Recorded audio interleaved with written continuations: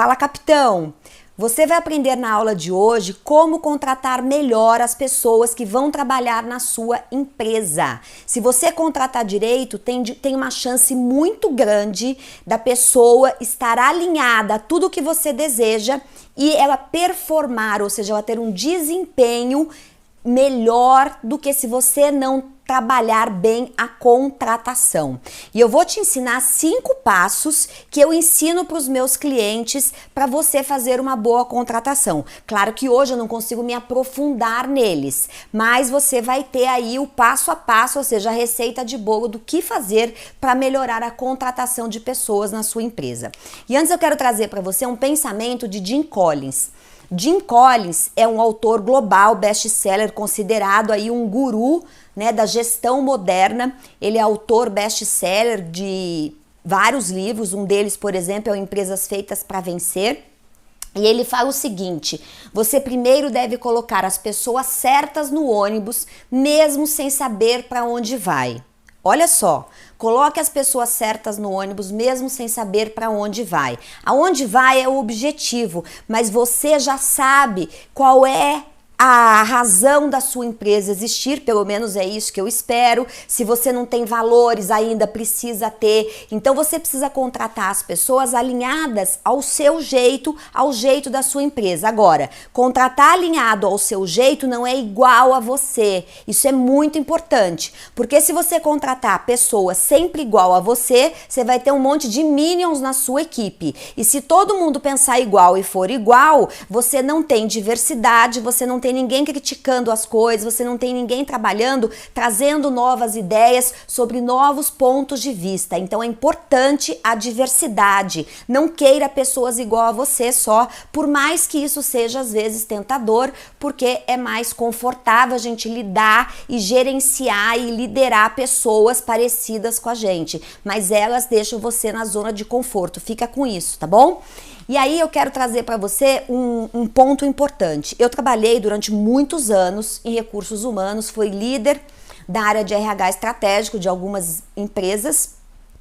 E eu observei na minha vida que esse é um dos processos mais negligenciado pelas empresas. E não é só por empresa grande não, empresa pequena e empresa média também faz isso. Aliás, as pequenas e médias fazem mais ainda, porque tem uma crença errada, e eu espero que essa não seja a sua, que contratar é uma coisa que não é tão importante investir tempo na contratação. Eu sempre digo o seguinte para os meus clientes: contrate devagar e demita rápido. Porque se você deixar uma pessoa de mau desempenho, que não está alinhada com o jeito de ser da sua empresa, ela pode causar um estrago no seu ambiente de trabalho. Agora, se você contratar direito, como eu acabei de dizer, você aumenta muito a chance dessa pessoa performar cada vez melhor dentro da sua empresa.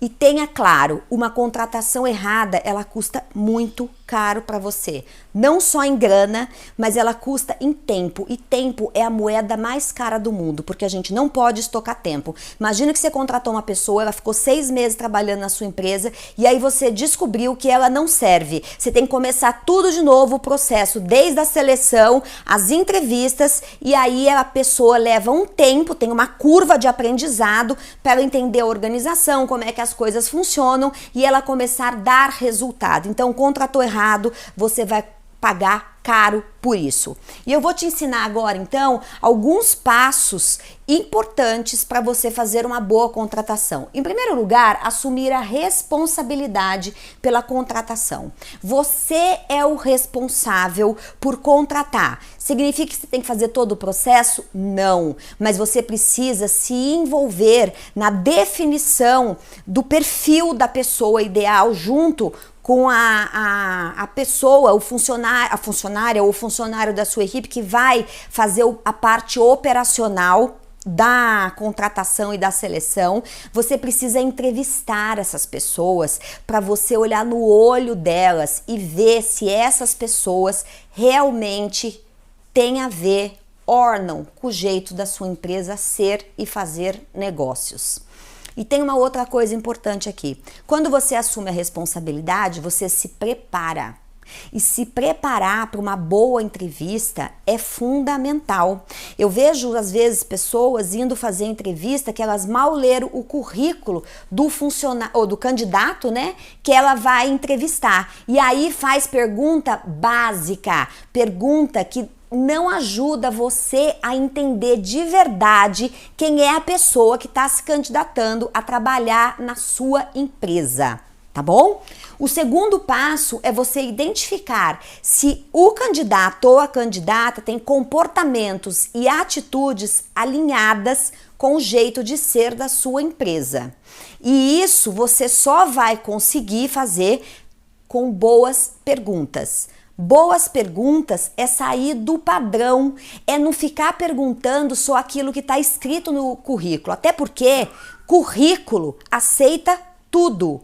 O papel aceita tudo. Eu brinco o seguinte, em currículo, lápide e site de empresa só tem coisa boa, não é verdade? Já recebeu algum currículo onde a pessoa conta o erro que ela cometeu? Não. Aliás, vou deixar aqui para você uma dica de ouro. Uma das perguntas que eu adoro fazer quando eu tô trabalhando com seleção, trabalhei muito, contratei muita gente na minha carreira, de vários níveis, é o seguinte: qual foi o erro que você cometeu no seu último emprego e como você resolveu esse erro? Quando você pergunta isso, em geral as pessoas dão uma sambada na cadeira, porque todo mundo vem preparado para a entrevista para falar só coisa boa.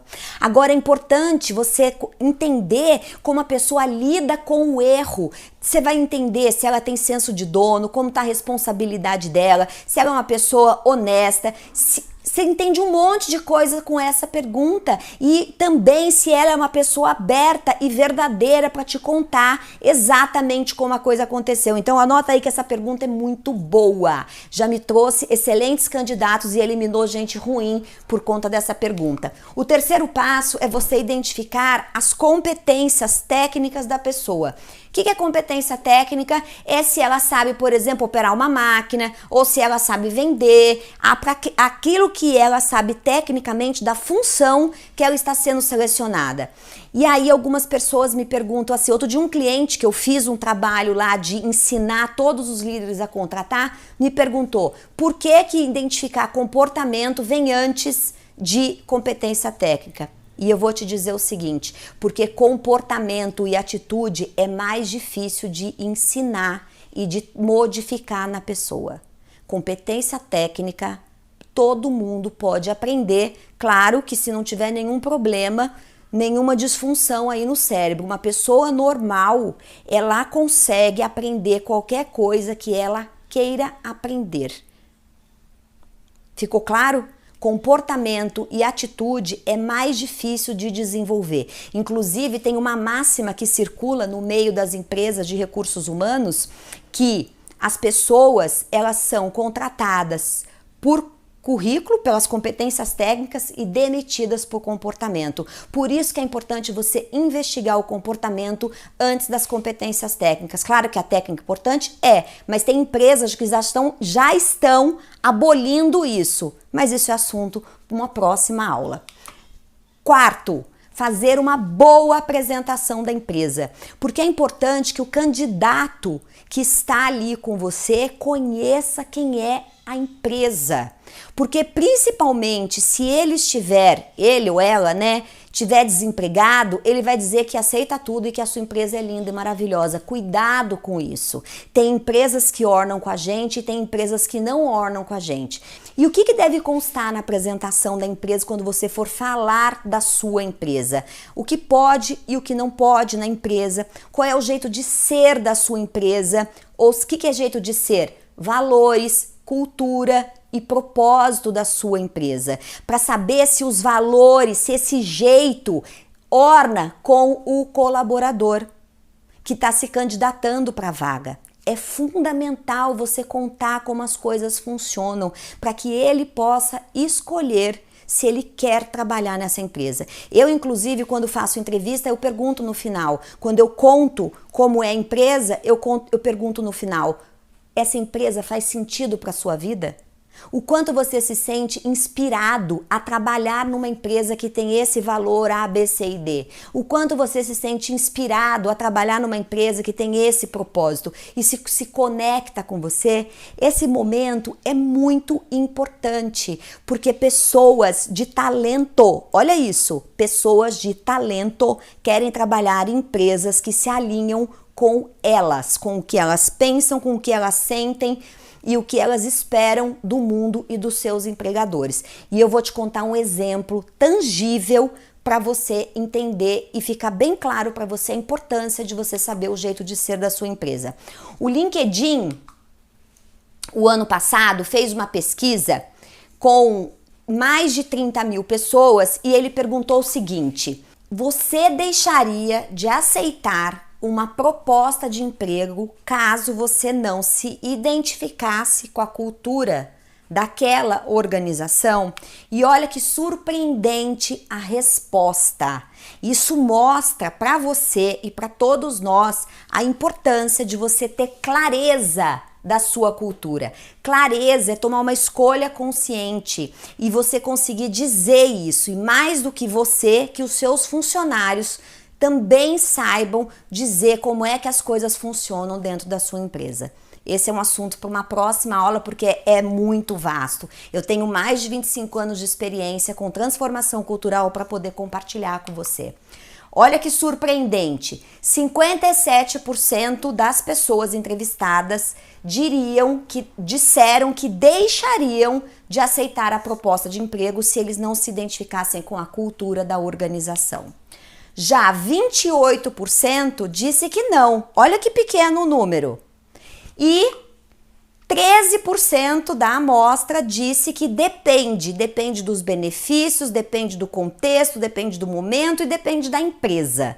Então eu sou muito cis, mas eu quero chamar a sua atenção para isso. Olha que como isso tá hoje em dia é novo. Só que eu já falo desse assunto faz muito tempo e eu quero ajudar você a identificar a sua cultura e colocar isso para funcionar dentro da sua empresa. Agora olha um outro dado.